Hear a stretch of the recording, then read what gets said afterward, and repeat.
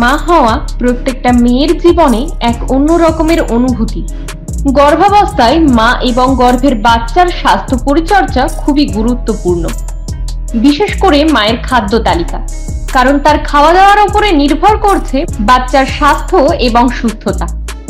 গর্ভাবস্থায় শরীরে অতিরিক্ত ক্যালোরি দরকার পড়ে, কেননা এই সময় মায়ের কোষ এবং অম্লা গঠিত হয়।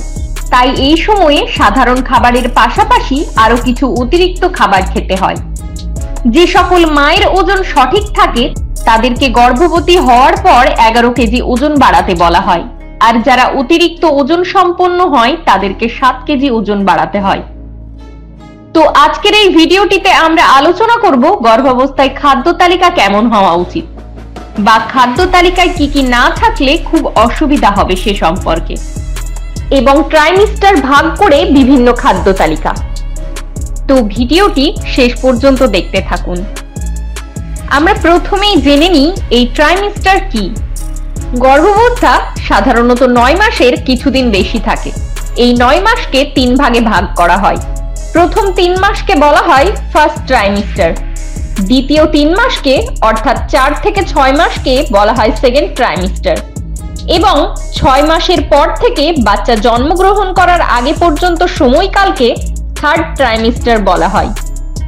প্রথম ট্রাইমিস্টার বা গর্ভধারণের পর প্রথম 3 মাস গর্ভাবস্থার প্রথম দিকে অনেক মহিলা বিভিন্ন বিষয় নিয়ে চিন্তিত থাকেন। তাদের শারীরিক পরিবর্তন নিয়ে, বিশেষ করে যারা প্রথমবার মা হতে চলেছেন তারা ভাবেন এ সময় অতিরিক্ত খাবার খেতে হবে, ফলে প্রচুর খাবার খেয়ে ফেলেন এবং অতিরিক্ত ওজন বাড়িয়ে ফেলেন। পরে অনেক সমস্যায় ভুগতে হয় তাদের। এ সময়ে আপনার দৈনন্দিন সাধারণ খাবারের সাথে অতিরিক্ত 1 গ্লাস দুধ খেতে পারেন। এছাড়াও তাজা ফল, তাজা শাকসবজি, ফলের রস এইসব জিনিস খেতে পারেন। এ সময় একদম ধূমপান করবেন না, এবং আপনার আশেপাশে কেউ ধূমপান করলে সেখান থেকে সরে আসার চেষ্টা করবেন। ধূমপানের ফলে কম ওজনের বাচ্চা জন্মানো এবং বাচ্চা নষ্ট হয়ে যাবার মতো সম্ভাবনা থাকে। এ সময় প্রচুর পরিমাণে জল খাবেন, প্রায় 8 থেকে 10 গ্লাস জল খাবেন।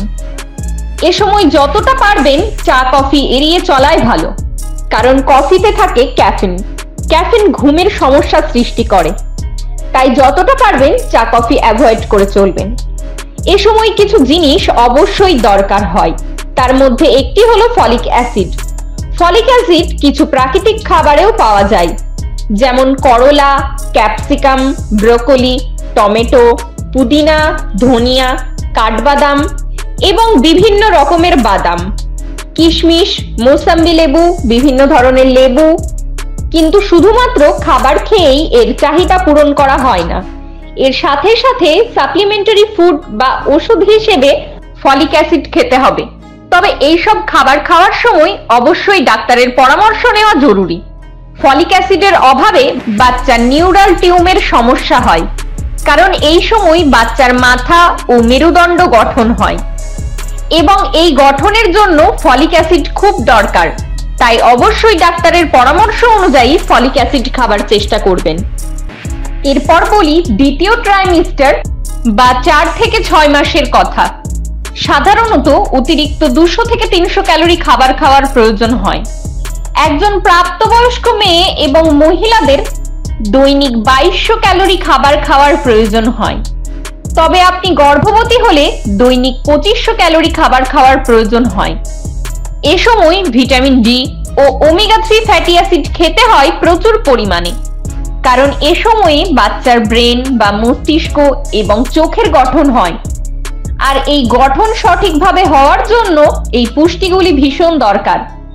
ভিটামিন ডি পাবেন সূর্যের আলোতে এবং দুধে, দইয়ে, বাদামি চালে, গম অর্থাৎ ফাইবার জাতীয় খাবার খেলে। এর পাশাপাশি আপনি ওমেগা 3 ফ্যাটি অ্যাসিডের জন্য সামুদ্রিক মাছ খাবেন। এছাড়াও তিসির তেলে প্রচুর পরিমাণে ওমেগা 3 ফ্যাটি অ্যাসিড পাওয়া যায়। এর জন্য আপনি বিভিন্ন রকমের স্যালাডের সাথে 1 থেকে 2 চামচ তিসির তেল মিশিয়ে খেতে পারেন। এছাড়াও প্রচুর পরিমাণে বিভিন্ন রকমের ছোট মাছ, সামুদ্রিক মাছ খাবেন, এবং আয়োডিন যুক্ত খাবার প্রচুর পরিমাণে খাওয়া দরকার। কেননা এই সময় বাচ্চার থাইরয়েড গ্রন্থি কাজ শুরু করে। আয়োডিনযুক্ত খাবারের মধ্যে আপনি চিংড়ি মাছ, সামুদ্রিক মাছ এবং দুধ, দই, পনির, বিভিন্ন ধরনের দুগ্ধজাত পণ্য এগুলি খেতে পারেন। তবে এসবের পাশাপাশি ফল, শাকসবজি যেমন স্ট্রবেরি, লাল আলু, পালং শাক, বিভিন্ন ধরনের শাকে প্রচুর পরিমাণে আয়োডিন থাকে। থাইরয়েডের গ্রন্থির জন্য আয়োডিন খুবই প্রয়োজনীয় একটি খাবার। এই সময় ক্যালসিয়ামযুক্ত খাবারও প্রচুর পরিমাণে খেতে হবে, কারণ এটি বাচ্চার দাঁত, হাড় এবং মাংসপেশি তৈরিতে সাহায্য করে। মূলত ক্যালসিয়াম পাওয়া যায় দুধ, দই, মাখন, চিজ ইত্যাদিতে। সাধারণত এই সময়ে আয়রন 40 গ্রাম লাগে প্রতিদিন। এই জন্য ডাক্তারের পরামর্শ অনুযায়ী আয়রন ট্যাবলেট খেতে পারেন। এসবের পাশাপাশি এই সময় কিছু মিনারেল ও ভিটামিন বেশি পরিমাণে খাওয়া দরকার। তো এরপর বলি তৃতীয় ট্রাইমিস্টার বা 7 থেকে 9 মাস বা বাচ্চা জন্মের আগে পর্যন্ত। এই সময় অতিরিক্ত মাত্রায় জল খাওয়া দরকার। এই সময় কোষ্ঠকাঠিন্য হবার সম্ভাবনা সব থেকে বেশি থাকে। তাছাড়াও অনেক মানুষেরই কোষ্ঠকাঠিন্যর মতো সমস্যা দেখা যায়। এই জন্য প্রচুর পরিমাণে জল খাওয়ার চেষ্টা করবেন এবং এর পাশাপাশি বিভিন্ন ধরনের ফল, ফলের রস এগুলিও খেতে পারেন এবং অধিক মাত্রায় সবুজ শাকসবজি খাবার চেষ্টা করবেন। তবে এই সব কিছুর পাশাপাশি অতিরিক্ত মাত্রায় তেল, ঝাল, মশলাযুক্ত খাবার, ফাস্ট ফুড, অতিরিক্ত চিনিযুক্ত খাবার, প্যাকেটজাত খাবার এই সব যতটা পারবেন এড়িয়ে চলাই ভালো। তো এই বিষয়গুলি মেনে চলুন, সচেতন থাকুন, সুস্থ থাকুন। আর এ বিষয়ে আরো কিছু জানার থাকলে অবশ্যই বিশেষজ্ঞদের সাথে পরামর্শ করবেন। সবাই ভালো থাকবেন, আবার দেখা হবে।